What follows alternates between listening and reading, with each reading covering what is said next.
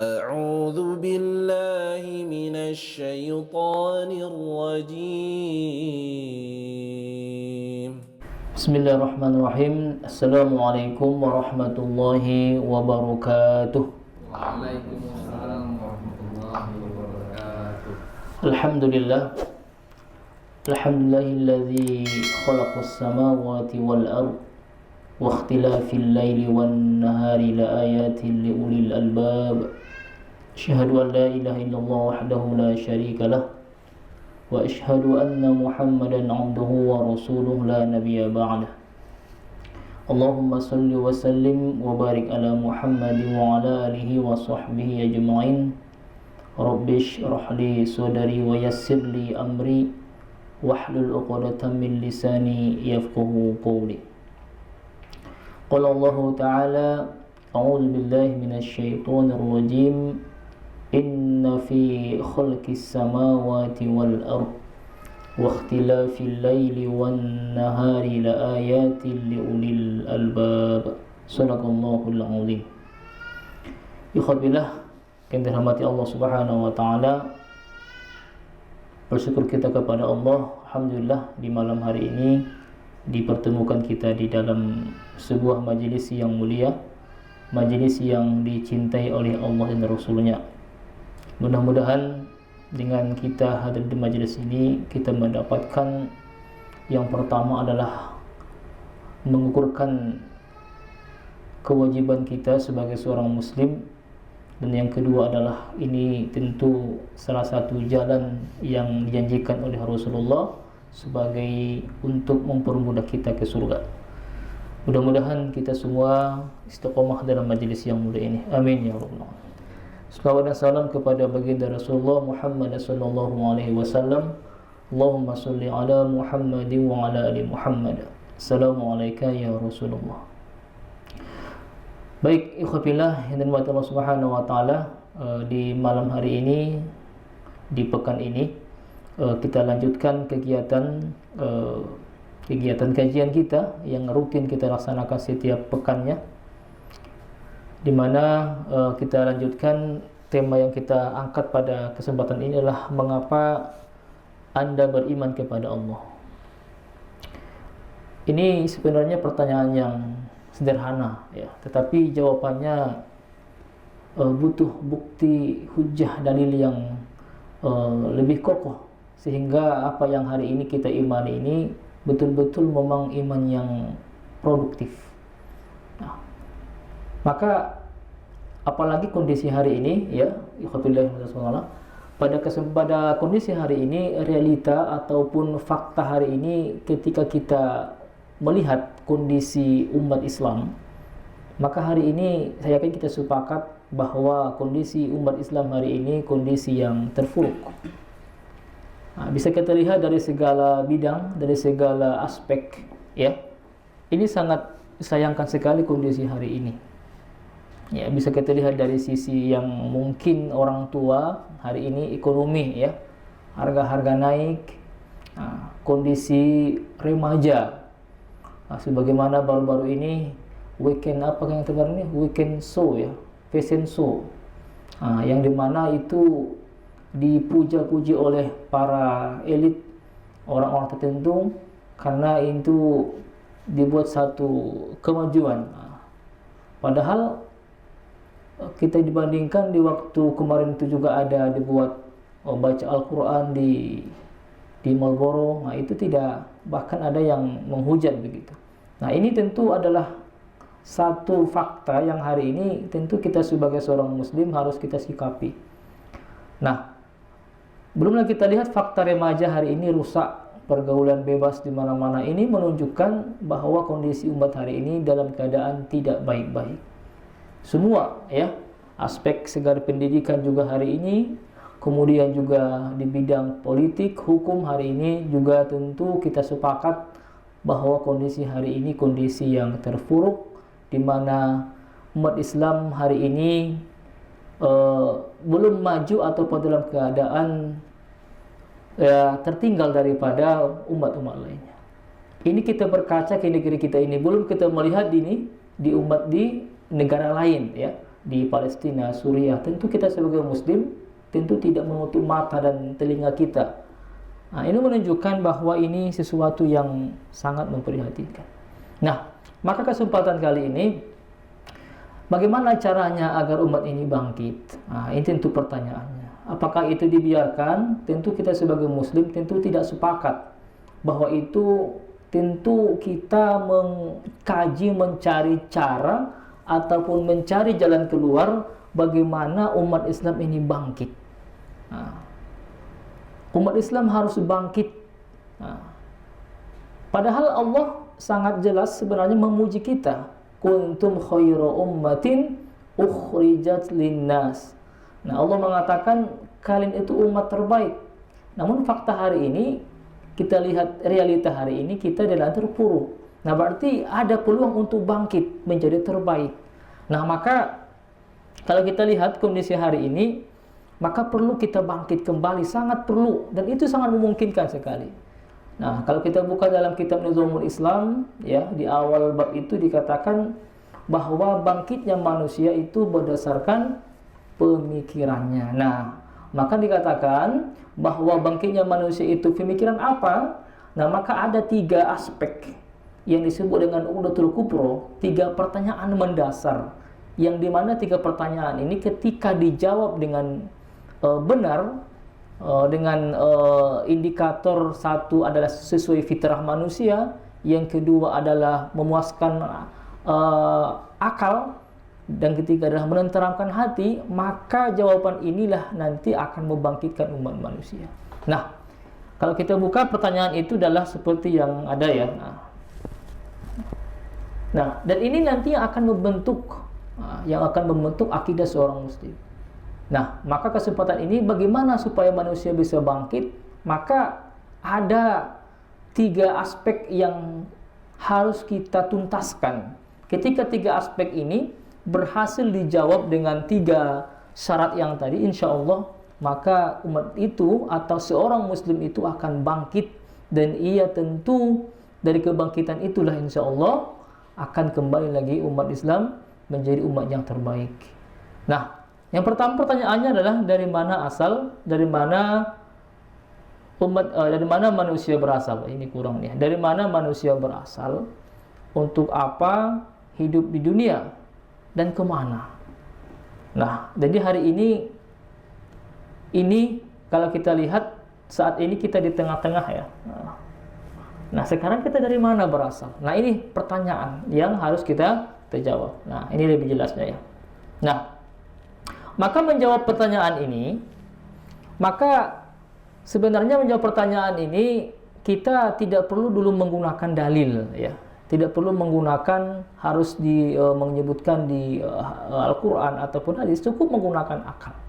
Karena setiap manusia itu apapun agamanya pasti memiliki akal.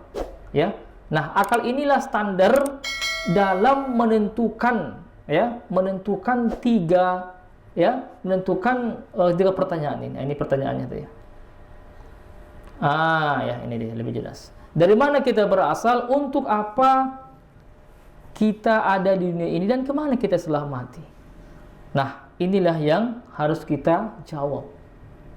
Nah, lalu kemudian pertanyaan selanjutnya yang perlu kita ketahui, ketika kita ditanya, biasanya seorang muslim ketika ditanya kan gampang saja ya. Nah, karena ini sudah menjadi doktrin dari orang tua kita mungkin, ataupun sudah maklumat atau informasi yang sering didengar ya. Apa? Ketika tanya dari mana kamu berasal, maka kita menjawab dari Allah. Kita dengan tanpa mungkin kita berpikir, otomatis langsung dari Allah. Dari Allah. Nah, ini biasa jawaban muslim. Dari mana kita? Dari Allah. Nah, lalu kemudian ada informasi ataupun kata-kata yang sampai hari ini, informasi ini ada di tengah-tengah kaum muslimin ataupun di tengah-tengah manusia yang mengatakan bahwa sebenarnya manusia itu bukan dari Allah. Dari mana manusia berasal? Nah, ada yang mengatakan ini. Dari mana itu? Ya. Dari monyet. Ini fakta ya. Silakan dibuka buku sejarah Indonesia. Hari ini pelajar-pelajar hari ini ada buku pelajaran namanya Sejarah Indonesia. Itu saya sudah buka kemarin, ada buku baru. Itu di bab pertama itu asal usul nenek moyang penduduk Indonesia, maka ini muncul. Serius, ini muncul. Ya, karena saya diamanahkan mengajarkan sejarah Indonesia. Saya lihat ini muncul. Saya bilang sama anak-anak, inilah nenek moyang kalian. Ini muncul. Nah, betulkah manusia berasal dari ini? Kalau betul berarti sepertinya nggak cocok di sini. Karena ini bahaya kan. Nanti kita buktikan. Nah, inilah yang harus kita tuntaskan. Betul nggak manusia ini berasal dari monyet? Atau dari manusia purba? Awalnya kan 4 kaki, lama-kelamaan mulai tegak. Ujung-ujungnya sudah bisa main komputer. Tapi sayangnya masih buka aurat. Nah, maka ini perlu dibuktikan. Mana jawaban mudah? Dari Allah kah atau dari manusia purba? Karena hari ini informasi ini diterima oleh anak-anak Muslim, ya, anak-anak Islam. Mereka mengakui mereka itu Muslim, tapi mereka terima informasi ini. Nah, maka kalau secara tidak langsung, inilah yang hari ini membuat remaja-remaja hari ini bingung mereka. Sebenarnya kita dari mana sih gitu kan? Maka kelakuannya pun mirip-mirip itu gitu kan? Monyet. Ya, gimana monyet sih karakter monyet itu? Akalnya enggak ada. Rakus. Jadi bisa dikatakan begitu karena informasi ini masuk kepada mereka. Nah, mari kita buktikan. Nah, maka cara membuktikannya itu ada 3 standar ya. Ini kita dapatkan di dalam kitab Nizamul Islam. Ya. Yang pertama, jawaban ini dari mana manusia berasal, maka standarnya apa? Yang pertama harus memuaskan akal. Yang kedua, sesuai fitrah manusia. Artinya dalam manusia itu alami saja begitu ya. Ya, alami ada rasa ya kepuasan tanpa ada paksaan, itu fitrah. Ya, otomatis. Yang ketiga apa? Hati tentram, nyaman ketika mendengar jawaban itu. Nah, maka ketika dikaitkan dengan Islam, agama kita, sebenarnya Allah Subhanahu wa taala juga memberikan kepada kita ya bahwa dalam hidup ini ya dalam mencari informasi benarnya sesuatu itu terutama masalah pencipta ya maka kita disuruh berpikir. Ya, disuruh berpikir. Nah, maka kalau kita kaitkan Allah sangat jelas yang saya bacakan tadi itu kan inna fi khalqis samawati wal ardh. Sampai akhir ya Allah mengatakan sesungguhnya penciptaan langit dan bumi ya dan silih berganti siang dan malam itu terdapat tanda-tanda bagi orang yang berakal.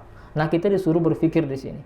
Nah, maka untuk membuktikan asal usul manusia atau kita ini dari mana ya, maka sebenarnya tanpa pun kita kaitkan dengan agama ya, tanpa kita kaitkan dengan agama kita, baik itu agama Islam maupun agama yang lain, maka untuk membuktikan dari mana kita berasal, itu cukup dengan akal.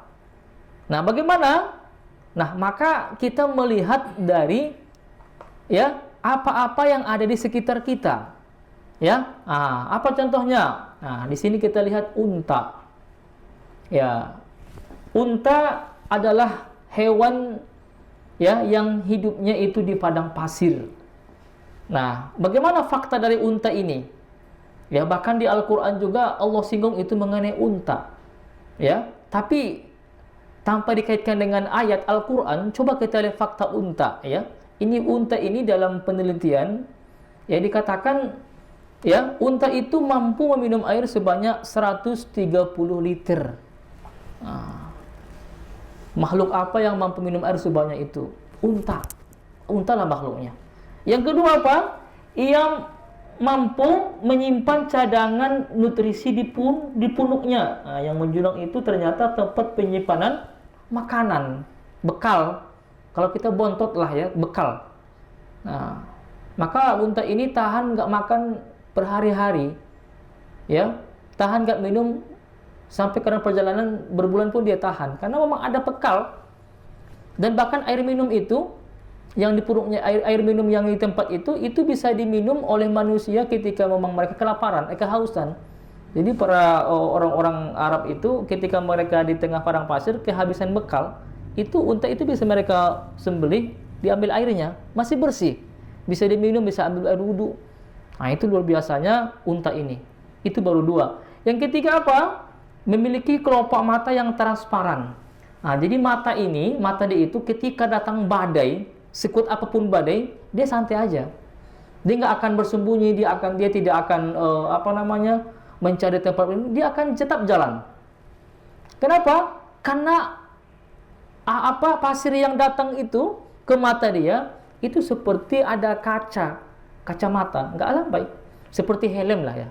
Kalau kita lewat di batu-batu berpasir kan ada debu, kita santai aja. Karena pakai helm, pakai masker lagi. Dia bikin begitu juga ya. Nah, unta pun demikian.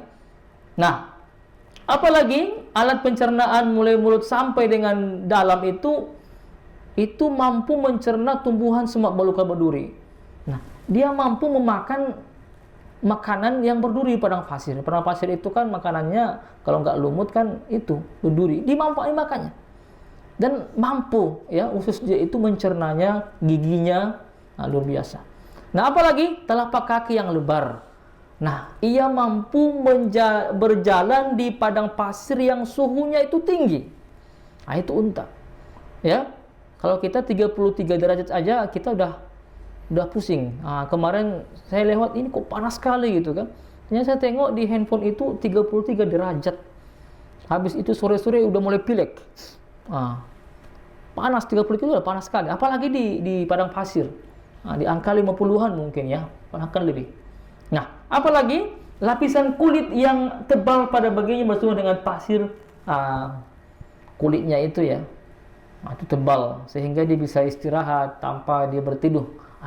Itu luar biasanya unta. Nah, pertanyaannya adalah hal itu terjadi dengan kebetulan atau ada yang menciptakan dan mengatur? Itu kan renungan itu ya. Nah, tadi kita mengatakan dari mana manusia berasal, ini kita lihat dulu fakta. Ya, hewan yang unta ini kira-kira tadi kelebihan-kelebihan tadi yang ada pada unta itu terjadi dengan kebetulan atau ada yang menciptakan dan ada yang mengatur. Nah, maka ini akal kita yang akan menjawabnya. Ya. Nah, apa kata akal kita menjawabnya? Maka tentu ya akal kita menjawab pasti ada yang menciptakan, ada yang mengatur. Nah, sama dengan hari ini, malam ini kenapa setiap sudah mau jam 6 itu mulai gelap. Ya. Kemudian jam 6 pagi mulai terang. Ini pergantian ini yang buat ada enggak? Yang mengatur ada atau tidak? Nah, banyak hal di sekitar kita, dalam tubuh kita saja kita perhatikan jantung kita ini, ya. Jantung kita ini kira-kira berdetak ini bisa nggak dihentikan? Tak bisa. Kalau berhenti kita mati. Ya. Maka ini menunjukkan ya, secara akal pasti ada pencipta. Ya, pasti ada Tuhan. Ya. Maka untuk menemukan Tuhan, untuk membuktikan adanya Tuhan atau tidak, itu nggak perlu kita pakai agama dulu, nggak perlu kita pakai dalil dulu, tapi dengan akal, ya. Kan hari ini ada orang yang tidak mengakui adanya Tuhan, yang disebut dengan apa? Ateis, komunis. Mereka itu tidak mengakui adanya Tuhan, ya. Mereka tidak mengakui adanya pencipta. Nah, maka sebenarnya ketika dia menggunakan akalnya dengan benar, maka ia pasti menemukan pencipta itu pasti ada. Ya. Bukan hanya pasti, wajib ada tuh pencipta itu. Ya. Karena banyak dalam lingkungan kita sekitar, dalam tubuh kita saja. Coba bulu kita ini yang laki-laki misalnya ya. Pernah nggak berpikir kita kenapa ia tidak pernah sepanjang pertumbuhannya sama dengan pertumbuhan rambut?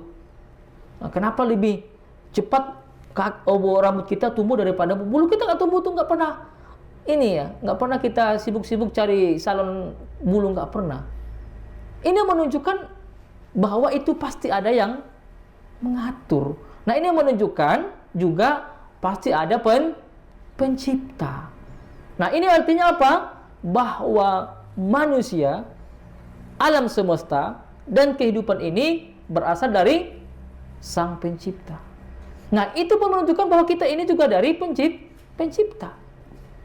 Nah, maka ini juga terbukti bahwa Tuhan itu pasti ada. Nah, maka kita harus yakini ini bahwa Tuhan itu Tuhan itu pasti ada. Karena apa? Karena ada, kita lihat sekitar kita ini yang itu membuktikan harus ada pencipta. Rumput, perhatikan rumput di luar, di halaman. Nggak pernah ditanam rumput, tumbuh dia. Ya, tumbuh dia. Kita nggak pengen rumput, tapi tumbuh sendiri. Di halaman rumah kita, sibuk kita tiap bulan memotong rumput. Ini nggak mau saya kok tiba-tiba tumbuh. Nah ini menunjuk ada yang ngatur itu kan. Nah banyak hal ya, air laut, kenapa tidak pernah tumpah ke daratan gitu kan? Tenang aja dia. Mau sekuat apapun hujan, santai aja air laut itu kan. Nah, maka banyak hal ya, banyak hal di sekitar kita. Maka itulah Allah katakan tadi, inna fi khalqis samawati wal ardh. Maka kalau kita kaitkan agama ini sangat sesuai sekali. Sangat sesuai. Nah, lalu kemudian pertanyaannya kepada kita, kalau kita sudah sepakat ya, kita sudah sepakat bahwa Tuhan itu ada, siapa Tuhan itu? Siapakah Maha Pencipta itu sesungguhnya? Karena di Indonesia ini saja agama yang diakui ada 6 ya hari ini ya. Nah, Islam, Kristen, Hindu, Buddha, Konghucu, ada satu lagi yang terbaru, entah agama apa itu. Itu agama ya. Kita belum bicara keyakinan yang lain. Artinya apa? Ada mungkin keyakinan yang tidak disebut agama, tapi dia memiliki Tuhan sendiri. Ya, ini di Indonesia. Berarti dia menunjukkan di Indonesia ini saja, katakanlah ada 6 agama, maka ini secara tidak langsung dikatakan ada 6 Tuhan kan? Kan begitu logikanya ya. Ketika ada 6 agama, berarti ada 6 Tuhan. Nah ini kita bicara di negeri kita ini, kita belum bicara di negara lain seperti India. India itu sana banyak Tuhan loh, banyak sesembahan orang di sana. Mulai dari patung, ular, tikus, monyet, sapi, ya, pohon, apalagi banyak, ya. Nah ini menunjukkan apa? Tuhan itu banyak di dunia ini. Kita belum bicara di negara lain. Nah, ini apakah memang Tuhan? Maka di dalam pikiran kita, berarti bumi ini yang mimpin siapa? Tuhan mana begitu ya? Nah, maka akal kita akan menunjukkan tidak mungkin bumi ini diatur oleh banyak Tuhan, ya. Tidak mungkin bumi ini diatur oleh banyak Tuhan. Pasti hanya satu. Karena logikanya, kalau Tuhan itu katakanlah tidak usah banyak-banyak, 3 saja. Tuhan 3 misalnya. Ini bagaimana mereka mengatur ini? Oh, saya menurunkan hujan, Tuhan B. Jangan dulu, saya nggak setuju. Akan perang antara Tuhan dengan Tuhan ya.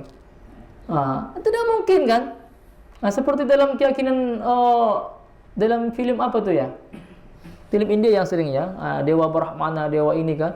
Perang antara Dewa Brahma dengan Dewa Siwa. Ini kita pakai akal kita ya. Ini bukan kita maksud mengapakan oleh saudara kita yang Hindu, tapi ini menunjukkan kepada kita bahwa Tuhan itu tidak mungkin banyak ya. Tidak mungkin politisme namanya. Tidak mungkin Tuhan itu banyak. Pasti hanya satu. Ya. Nah, pertanyaan siapakah Tuhan itu? Nah, maka pencipta ini ya. Cara berpikirnya bagaimana? Nah, maka kita harus mencari jawaban yang pasti benar ya. Bagaimana caranya? Tadi lewat berpikir dulu ya. Nah, kita akan lanjutkan. Apa jawaban yang pasti benar? Nah, kita lihat dulu Tuhan-Tuhan berikut. Nah, ini yang saya dapatkan. Nah, kalau ada Tuhan yang lain, silakan kasih masukan. Inilah kemungkinan ya yang hari ini 5 ya. Nah, yang mana kira-kira yang benar? Nah, ini yang hari ini ya, yang lebih banyak ini mungkin ya. Nah, kemudian selanjutnya adalah dari sini tentu ketika ditanya manakah Tuhan yang benar, ini kan jawabannya pasti kita ini relatif ya. Apa relatif itu? Tergantung orangnya. Ya kan? Ini tergantung orangnya. Kalau mungkin kita Muslim, Allah. Tapi duduk di situ orang Kristen, dia katakan nomor 1 katanya. Ada orang benar nomor 3. Nah, hanya nggak selesai. Maka perlu didudukkan di sini kan. Nah, bagaimana kita membuktikan kita sekarang yakin Allah itu Tuhan kita? Bisa nggak kita buktikan kepada kita sendiri atau kepada orang lain bahwa Tuhan kita itu memang Allah? Nggak terpikir kita Tuhan lain yang itu benar begitu. Nah, maka ini bisa kita buktikan. Karena kita kadang-kadang karena dari kecil didoktrin sama orang tua, Tuhanmu Allah. Jangan siapa, bagaimana? Nggak usah pikir tanya lagi, Tuhan Allah. Bahkan dalam agama lain itu sering dikatakan, semakin banyak pertanyaan tentang agama ya, demikian semakin imannya kurang kuat. Tapi kalau kita dalam Islam apa? Semakin banyak bertanya, itu justru lebih baik. Apalagi perkara akidah. Ya, maka dalam beragama ini harus masuk akal. Ya. Mengapa sih kita menuhankan Allah? Maka tadi tema kita awal, mengapa kita beriman kepada Allah? Kenapa nggak beriman kepada yang nomor 1, nomor 3, nomor 4? Mengapa harus nomor 2 kepada Allah kita beriman? Maka perlu kita tuntaskan. Nah, bagaimana caranya? Nah, ini. Maka yang pertama, siapakah yang Maha Pencipta itu? Ya. Apa jawaban yang benar? Nah, maka di sini ya, ketika kita sudah yakin tadi ada pencipta, ini harus sepakat dulu ya. Nah, kalau sudah yakin kita ada pencipta, ya, maka tentu kita bertanya siapakah nama pencipta itu? Nah, siapa sih Tuhan itu? Nah, maka akal kita akan bertanya, ya. Maka apa yang ada di akal kita, ya? Nah, ada 3 pertanyaan, ada 3 kemungkinan ya. Nah, karena begini, ya, dalam pikiran kita, yang pertama, ya, manusia itu ketika ia mencari siapa pencipta, ya, harus kita akui pencipta itu adalah gaib. Sepakat ya? Apa itu gaib? Gaib itu kan sesuatu yang sudah terjadi, ya, kemudian yang akan datang dan yang nggak terlihat. Nah, ini faktanya Tuhan itu nggak terlihat, gaib berarti ya. Maka manusia mencari Tuhan. Bahkan ada film juga para pencari Tuhan gitu kan. Nah, ada filmnya ya, nggak salah ya, para pencari Tuhan. Nah, bagaimana kita mencari Tuhan itu? Nah, maka ya manusia itu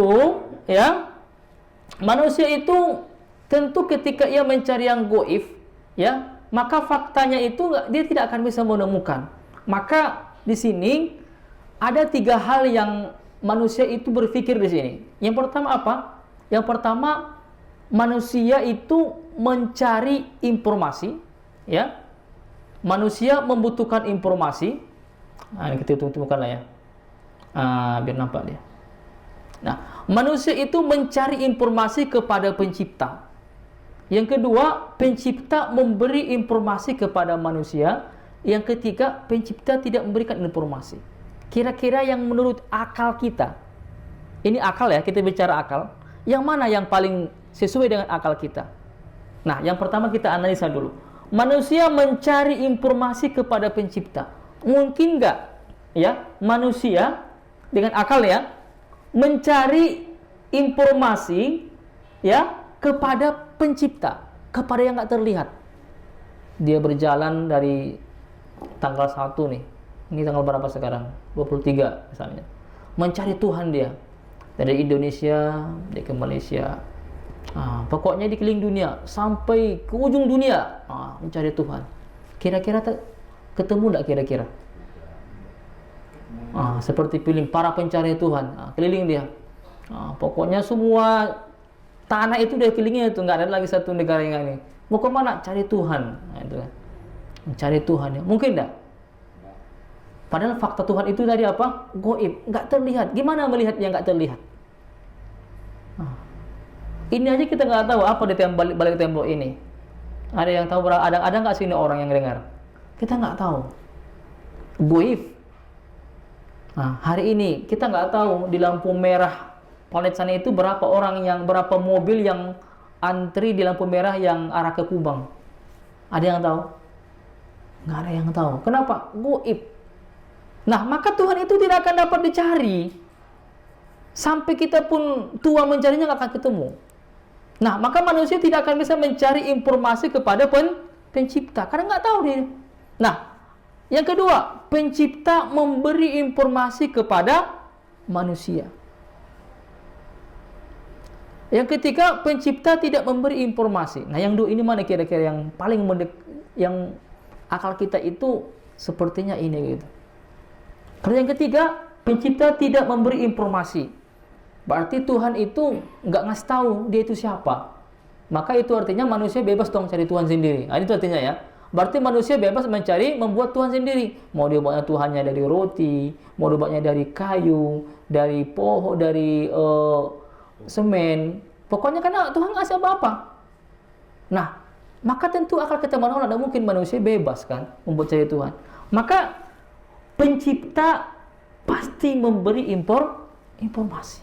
Ini yang paling mendekati. Karena kita ini sudah melihat fakta-fakta. Tadi ya, matahari kok bisa terbit di waktu pagi. Terus ini pencipta ini, apakah dia nggak ngasih tahu sih siapa dia? Begitu kan. Itulah akal kita. Maka, ya, di sini kemungkinan adalah pencipta memberi informasi kepada manusia. Sepakat ya? Ya, manusia itu pasti diberi, ya, pencipta itu pasti memberi informasi kepada manusia. Nah, masalahnya jika tidak ada informasi yang tadi ya, jika tidak ada informasi, apa yang terjadi? Manusia bebas ngatur hidupnya. Ya, kalau nggak ada Tuhan itu ngasih informasi, ya, kita tadi sepakat Tuhan itu ada. Nah, siapa Tuhan itu namanya? Kalau dia nggak ngasih informasi, tentu kita bebas tuh ngapain kan? Mau tidur satu hari satu malam nggak apa-apa, mau bunuh orang, mau mencuri, mau memperkosa orang, mau membunuh, terserah lah, bebas lah intinya kan. Pokoknya hidup itu bebas, freedom, apalagi. Pokoknya dunia ini seperti surga, membunuh tiap hari pun nggak apa-apa juga kan, terserah. Nah, itulah artinya itu, manusia bebas. Nah, yang kedua, jika ada informasi, maka manusia juga di sini, ya, apa yang terjadi? Kita sebagai manusia, sebagai makhluk, apa yang terjadi? Manusia harus membuktikan dulu kan. Apakah informasi itu betul-betul dari pencipta? Gak mungkin langsung ditelantar. Oh, informasi nih. Seperti cerita kan. Ada artis, saya lupa nama artisnya, tapi syukur saya lupa. Kalau saya kata nanti bisa bahaya kan. Tapi dia aktor film. Aktor film, ada dulu film dia, film kemerdekaan. Dia aktornya situ kan. Dia seorang guru madrasah. Saya suka filmnya waktu itu karena mau perang. Dia murtad, pindah agama. Nah, dia cerita kenapa diwawancarai, ada YouTube-nya lagi, dia langsung nge-publish kemurtadannya itu kan. Dia mimpi katanya. Dia mimpi, dalam mimpi dia itu waktu itu dia mendengar ada yang memanggil-manggil dia gitu kan. Kemudian juga pertepatan di waktu itu satu. Yang kedua, ketika itu istrinya lagi melahirkan. Jadi ada bisikan-bisikan sesuatu yang memang itu menurut dia adalah Tuhannya ini, begitulah. Nah, maka dia yakin, ini dari Tuhan ini. Langsung kemudian dia murtad. Jadi gampang saja, bisikan-bisikan itu dari mana gitu kan. Nah, maka bisikan-bisikan pastikan dulu bisikan ini dari mana gitu. Nah, dia bikin juga ada informasi. Ini informasi dari Tuhan ini loh. Ini turun dari Tuhan. Oh, ini siapa Tuhannya? Ini. Maka manusia harus mencari, membuktikan informasi itu betul atau tidak. Ya, dari Tuhan atau dari makhluk. Nah, maka informasi yang dimaksud itu apa? Maka di sini supaya Tuhan itu dapat kita kenal siapa namanya, ya, maka informasi itu dalam pandangan kita yang disebut dengan Al-Quran. Ya, Al-Quranlah informasi itu. Ya. Nah, maka bagaimana fakta Al-Quran? Apa yang pasti kita Al-Quran di Al-Quran? Yang pertama, Al-Quran itu pasti berbahasa Arab. Ini sepakat kita semua ya. Al-Quran itu pasti berbahasa Arab. Nah, bagaimana berbahasa Arab ini? Kita lihat. Kalau berbahasa Arab, ya tentu kita ya berpikir ya apakah ketika berbahasa Arab ini ya ini karangan orang Arab atau yang kedua karangan Nabi Muhammad yang ketika ini murni dari Sang Pencipta dari Allah Subhanahu wa taala. Ini katakanlah sudah kita buat dari Sang Pencipta ya. Ini katakanlah kita belum tahu nih bahwa ini dari Allah. Ada Al-Quran turun menjelaskan ya.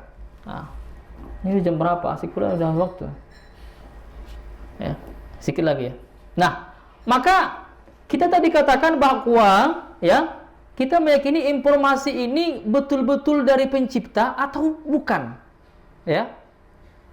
Tadi sudah sepakat kita bahwa ya Tuhan pasti memberi informasi.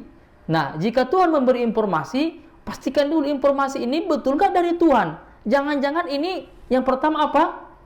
Al-Quran ini karangan bangsa Arab. Loh, kenapa karangan bangsa Arab? Karena Al-Quran itu berbahasa Arab. Maka akal berpikir, pasti ada kemungkinan nih. Katakanlah Al-Quran itu di Indonesia, berbahasa Indonesia misalnya. Oh, ini orang buat Indonesia yang buat nih kan. Maka akal kita pasti ada berpikir ke sana gitu ya. Berpikir ke sana, ini ada kemungkinan nih, ini kayaknya orang Arab yang buat nih Al-Quran ini. Bukan dari Tuhan ini. Nah, kemudian ada yang mikir, ini kan yang membawa Al-Quran ini kan Muhammad, mengaku seorang nabi. Jangan-jangan yang buat dia. Jangan-jangan buat dia. Nah, maka kemungkinan ketiga, ini dari Allah. Nah, maka yang manakah yang paling benar? Nah, maka kita buktikan ya. Ini kita analisis lagi. Nah, yang pertama, kalau kita katakan ini dari Arab, dari bangsa Arab, ya, maka Al-Quran sendiri ya sudah memastikan bahwa ketika ini turun di Arab akan ada pertentangan dari bangsa Arab. Lalu kemudian apa? Allah memberikan tantangan kepada mereka. Apa kata Allah Subhanahu wa taala? Kita lihat Al-Baqarah ayat 23 ya. Wa in kuntum fi raibim mimma nazzalna ala 'abadina fa'tu bi suratin min mithlih. Allah mengatakan, jika kamu meragukan Al-Quran yang kami turunkan kepada hamba kami Muhammad, ya, maka datangkanlah, buatlah satu surah yang semisal dengannya. Akan pantang di sini. Kalau kamu ragu, kata Allah, ya, kamu ragu ini dari orang Arab, ya, datangkan. Nah, banyak juga ya dari ini. Maka bangsa Arab artinya apa? Mereka tidak mampu bikin ayat, satu ayat saja yang mirip dengan Al-Quran, tidak bisa. Karena begitu tingginya kekhasan ya Arabnya Al-Quran. Mereka tidak bisa. Nah, maka kemungkinan pertama ini bukan buatan Arab. Nah, yang kedua ya, ini batil ya, tertolak. Nah, yang kedua ya, kalau kita katakan ini dari Muhammad, yang pertama fakta kita lihat bahwa Nabi Muhammad SAW ini orang Arab. Maka orang Arab yang tadi sudah sepakat, dia nggak akan mampu. Oke, dikatakan dia seorang nabi. Nah, maka ketika Nabi menyampaikan hadis dengan Al-Quran itu berbeda. Redaksinya berbeda. Ya, bahkan dalam Al-Quran juga ya dikatakan bahwa Rasul itu seorang yang ummi. Apa yang ummi? Yang tidak pandai baca dan nulis. Bagaimana mungkin ia bisa belajar? Bagaimana mungkin ia bisa sendiri tahu? Sementara ia juga dari orang Arab, maka ini juga tertolak bahwa Al-Quran bukan karangan Muhammad. Bukan karangan Nabi Muhammad. Nah, maka yang benar adalah Al-Quran dari Allah Subhanahu wa ta'ala. Nah, berarti akal tadi itu, ini dari Allah ini. Dari Allah Subhanahu wa ta'ala. Karena memang faktanya tidak dari bangsa Arab dan juga tidak buatan Nabi Muhammad SAW. Nah, lalu kemudian ya, ketika sudah tahu ini ada informasi Berarti informasi ini kan sekumpulan, ya. Kalau informasi kan tidak hanya satu dong, ya. Al-Quran itu kan faktanya di dalamnya itu kan berbagai informasi.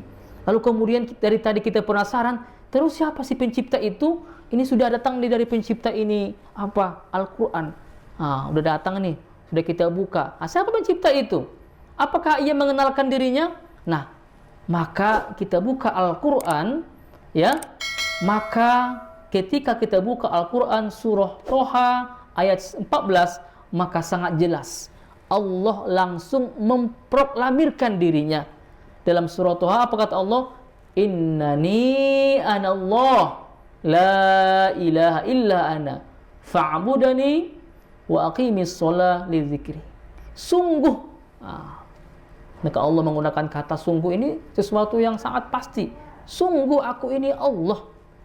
Tidak ada Tuhan, tidak ada sesembahan selain aku, maka sembahlah aku, laksanakanlah salat untuk mengingatku. Nah, maka pertanyaan yang tadi itu, siapa pencipta, dari mana berasal? Terbuktilah bahwa pencipta itu bernama Allah Subhanahu wa taala, dan dia langsung memperkenalkan dirinya bahwa Allah Subhanahu wa taala satu-satunya sang pencipta dan tidak ada yang lain. Nah, maka sangat jelas ya, Allah itu esa. Jelas ya. Qul huwallahu ahad. Katakanlah Allah itu satu. Ini membuktikan, memproteksi keyakinan yang lainnya mengatakan Tuhan itu banyak. Karena Tuhan itu adalah satu. Dan Tuhan itu hanyalah Allah Subhanahu wa ta'ala. Terbuktilah bahwa alam semesta, manusia, kehidupan ini berasal dari Allah. Maka pertanyaan mendasar tadi, dari mana asal manusia? Tidak hanya Islam, tapi seluruh manusia bersumber atau berasal dari Allah Subhanahu wa ta'ala, yang baru saja kita buktikan dengan akal kita. Dan juga ketika membuktikan siapa namanya, maka kita menggunakan dalil nakli yang bernama Al-Quranul Karim. Nah, maka ketika ditanya, ini materi yang kemarin ya, apa tujuan pencipta menciptakan manusia? Pertanyaan yang kedua tadi ya, maka sangat jelas, tinggal kita buka Al-Quran. Karena manusia itu tidak akan mampu dia mencari tujuannya dengan akal dia. Ini makhluk, maka dia butuh informasi yang jelas, pasti. Ketika bersumber dari Al-Quran itu pasti baik untuk manusia, pasti itu adil kepada semua manusia. Maka tujuan itu kita ambil dari Al-Quran. Allah mengatakan, wa ma khalaqatul jinna wal insa illa liya'budun. Dan tidak Allah menciptakan jin dan manusia semuanya kecuali mengabdi kepada Allah Subhanahu wa ta'ala. Dalam surah Al-Baqarah ya, menjadi seorang khalifah ya, orang yang memakmurkan bumi ini ya. Wa idz qala rabbuka lil malaikati inni ja'ilun fil ardi khalifah. Nah, terbentuklah yang bernama akidah Islamiyah. Nah, demikian juga, kemanakah manusia telah hidup? Maka Al-Quran lagi dilihat. Maka Allah mengatakan, semua manusia akan mati. Kullu nafsin dha'iqatul maut. Dan kita akan diminta pertanggungjawaban, akan bangkit. Ka'annahum yawma yarawna alam yalbasu illa asyiyatan aw duhaha. Ketika pada hari berbangkit itu tiba, mereka seolah-olah menganggap hidup itu hanya sepanjang pagi atau sepanjang sore. Nah, jadi sangat jelas bahwa manusia itu akan kembali. Dalam surah Al-Baqarah ya, kaifa takfuruna billahi wa kuntum amwata fa ahyakum thumma yumitukum thumma yuhyikum thumma ilaihi turja'un. Nah, Allah mengatakan, mengapa kamu kufur kepada Allah padahal dulu kamu itu mati, kemudian dihidupkan lagi, lalu mati lagi, kemudian hidup lagi. Nah, lalu kembali kepada Allah Subhanahu wa ta'ala. Nah, maka tuntaslah ya. Nah, tuntaslah bahwa ya, dari pertanyaan yang tadi itu, dari mana asal manusia? Maka kita sudah bisa buktikan ya, dari Allah. Maka tentu tadi itu ketika kita untuk hidup di dunia ini, tentu kita mengambil pedoman itu dari Allah yang bernama aturan dari Allah Subhanahu wa ta'ala yang disebut dengan Al-Quran yang tadi ya. Nah, lalu kemudian terikat dengan aturan itu, terikat dengan Al-Quran. Lalu kemudian kita kemana? Nah, kita akan dihisab kembali hari kiamat, akan dihisab amal kita apakah sesuai dengan tujuan hidup atau tidak. Lalu kemudian ada hari akhirat, hari kebangkitan, hari pembalasan, hari di mana kita akan ditimbang, diperhitungkan semuanya. Lalu terakhir inilah tempat kita, neraka atau surganya Allah Subhanahu wa taala. Nah, inilah akidah itu. Maka akidah itu kan pemikiran menyeluruh, ya, dari sebelum, ya, manusia, kehidupan alam semesta, setelahnya atau hubungan, ya, antara sebelum dan hari ini dan setelahnya, itulah akidah. Namun ketika kita bicara akidah Islam, yaitu mengimani Allah Subhanahu wa taala, para malaikatnya, para kitab-kitabnya, ya, rasul-rasulnya, hari kiamat, dan tentang qadar dan qadarnya Allah Subhanahu wa taala. Nah, inilah terbukti, ya, mengapa kita beriman kepada Allah, karena tadi itu, ya, kita sudah buktikan, ya, karena dengan akal kita, dengan dalil tadi terbukti bahwa Allah lah satu-satunya yang wajib diimani dan bukan yang lain. Demikian, Allahu a'lam bishawab. Assalamualaikum warahmatullahi wabarakatuh. Baik, jika ada pertanyaan, tafadhol. Ya, silakan. Kalau tadi kan kita menguji itu Yang informasi itu kan Al-Quran. Gimana kalau informasi yang diuji itu selain Al-Quran, kita katakanlah kitab suci yang lain, kayak Injil kah, kemudian kitab suci atau mau Hindu, Buddha, Weda, apa segala macam, itu gimana? Iya. Oh iya, bagaimana kalau kita uji? Nah, sebenarnya bisa saja kita uji.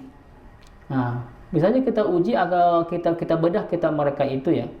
Nah, namun, ya, tentu kan untuk saat ini karena kita ini adalah sudah di dalam Islam, ya, tentu kita akan mengokohkan, membuktikan, ya, dan kita sudah bersepakat, kita yakin agama kita ini. Nah, bisa saja kita pelajari, kita bahas, silakan saja. Nah, silakan nanti misalnya kita buka kitabnya kitabnya orang Nasrani misalnya, silakan buktikan bahwa yang pertama tadi itu pencipta itu faktanya kan gaib tadi. Nah, kan ada 3 tadi. Tuhan itu kalau kita lihat fakta Tuhan pencipta itu, yang pertama dia gaib. Yang kedua itu kita tahu mencari namanya, mencari siapa namanya, kan akal mencari nih. Tuhan itu apakah saya harus mencari namanya? Atau tadi dia tidak ngasih kabar, berarti bebas buat Tuhan sendiri. Nah, mungkin di sini kenanya orang-orang yang selain Muslim itu merasa bahwa Tuhan itu buat sendiri. Nah, lalu kemudian kan ada kitab mereka turun. Nah, maka ketika sampai kepada tadi itu, misalnya fakta ada informasi, ya, bersepakat informasi itu ada nih. Nah, informasi pasti dikasih Tuhan. Lalu dibuktikan informasi ini betul-betul dari Tuhan nggak atau dari manusia. Nah, tadi maka di sini lahirlah beberapa kitab, kan. Ada Al-Quran, ada mungkin kitab Weda, ada kitab apa lagi orang Nasrani ini, kitab apa namanya? Injil. Kalau mereka tidak mengatakan Injil namanya. Alkitab, ya, mereka mengatakan Alkitab. Nah, kemudian kalau mungkin Buddha, saya nggak tahu nama kitabnya, ya. Itu boleh, silakan kita analisa, ya. Adakah itu betul-betul memang masuk akal bagi kita? Yang pertama itu membuktikan Tuhan dulu. Buktikan Tuhan dulu. Ini kan banyak dialog nih. Kalau kita buka nanti banyak dialog, ya. Yang itu bisa kita lihat analisa mana yang kira-kira sesuai dengan akal kita. Tapi kita lihat fakta Al-Quran dulu. Al-Quran ini setuju nggak kita dulu, kan? Nah, kalau nggak setuju, baru mencari yang lain. Kira-kira Al-Quran ini mana yang kita ragukan dulu? Karena kita hari ini karena kita Muslim, maka itu kita kaji agama kita dulu, kan? Yang mana yang kita ragukan? Maka Allah katakan itu tadi, wa in kuntum fi raibim. Kalau kamu ragu, ayo tantanglah, kata Allah, kan. Maka Allah mengatakan kita, kalau masih ragu kamu agama ini, masih ada berniat mau pindah ke agama lain, yang mana yang kamu ragukan? Ayat mana, kata Allah? Mana? Di mananya yang kamu ragu? Nah, baru ketika keraguan itu misalnya keraguan itu ketika dijelaskan nggak setuju ataupun nggak masuk akal ya, nggak cocok ini gitu kan, pilihlah agama lain. Tapi agama Islam adalah apa? Al-Quran adalah sebuah kitab yang dia itu menjelaskan segala sesuatu dan itu pasti baik untuk manusia. Nah, jadi maka Allah berikan tantangan. Bahkan di surah Al-Baqarah pertama kan jelas tuh, dzalikal kitabu la raiba fi hudal lil muttaqin. Inilah kitab Al-Quran, tidak ada keraguan kata Allah. Jangan kamu ragu. Nah, yang nggak ragu ini siapa? Tentu mereka lah hudal lil muttaqin, orang-orang yang bertakwa. Maka orang-orang yang hari ini ragu, mereka itu sudah pasti nggak bertakwa. Nah, kalau mereka ragu, yang mana yang mereka ragukan? Maka harusnya orang-orang yang murtad hari ini, yang pindah agama, mereka jangan dulu langsung pindah. Pastikan dulu yang ragu tuh mana. Gitu kan? Kalau dia misalnya langsung mengklaim, langsung pindah aja, berarti kan dia nggak berpikir tuh. Nah, inilah dia itu tidak berpikir dengan menimbang-nimbang tadi. Mungkin faktor lain. Ya. Mungkin faktor lain. Tapi ketika orang menggunakan pikirannya dengan membandingkan ya, maka dia akan menemukan kebenaran. Dia akan menemukan bahwa Al-Quran ini merupakan satu-satunya yang memberikan jawaban yang tadi memuaskan akal, fitrah manusia, tenteram hati. Nah, jadi itu ya. Jadi kalau mungkin kita masih membanding-bandingkannya, silakan. Nah, tidak ada masalah kita banding-bandingkan kan. Kita kan boleh mempelajari mana saja kan. Nah, tapi dengan harus adil kita melihatnya gitu ya. Nah, harus kita silakan aja. Nanti Alkitab silakan dibaca kan. Nah, ini akan dibaca. Nah, tapi itu Allah berikan tantangan. Kalau masih ragu, silakan. Di awal ayat saja Allah berikan, karena Allah sangat itu luar biasanya Allah Subhanahu wa taala. Itu di awal saja Allah berikan, kalau kamu masih ragu. Nah, kan? Jadi itu ya. Silakan kalau masih ada pertanyaan, tafadhol. Wallahu a'lam bishawab. Ada Ari? Cukup. Ada Arian pertanyaan? Ada. Baik, jadi kembali kepada tema yang tadi ya. Nah, inilah harusnya yang juga diketahui oleh teman-teman kita yang lain, yang Islam yang lain ya, bahwa kita ini hari ini menjadi muslim. Kemudian kita juga beriman kepada Allah, di mana Allah inilah yang menjadi Tuhan kita, maka kita harus bisa membuktikannya, ya. Kita harus bisa membuktikannya kepada orang lain. Karena bisa saja ke depan nanti akan ada orang-orang yang memberikan jebakan kepada kita ataupun membuat keraguan kita. Nah, maka ketika ini duduk, ya, tahu kita Allah itu Tuhan kita, maka tentu kita terikat dengan aturannya, terikat dengan syariatnya. Apa itu? Al-Quran yang Allah turunkan kepada hambanya Muhammad SAW. Baik, demikian yang dapat Al-Fakir sampaikan. Mudah-mudahan kajian yang singkat ini memberikan manfaat kepada kita bersama, dan kita bermohon kepada Allah Subhanahu wa taala senantiasa diberikan kita hidayah taufiknya, kita istiqomah ya, kita menjadi hamba Allah yang selalu terikat ya dengan aturannya, dan kita menjadi manusia yang mempertahankan akidah kita. Mudah-mudahan kita semua terus menerus ya hadir di majelis ilmu yang mulia ini. Baik, demikian kita tutup dengan alhamdulillahirabbil alamin, dan majelis subhanakallahumma wa bihamdika asyhadu an la ilaha illa anta astaghfiruka wa atubu ilaik. Assalamualaikum warahmatullahi wabarakatuh.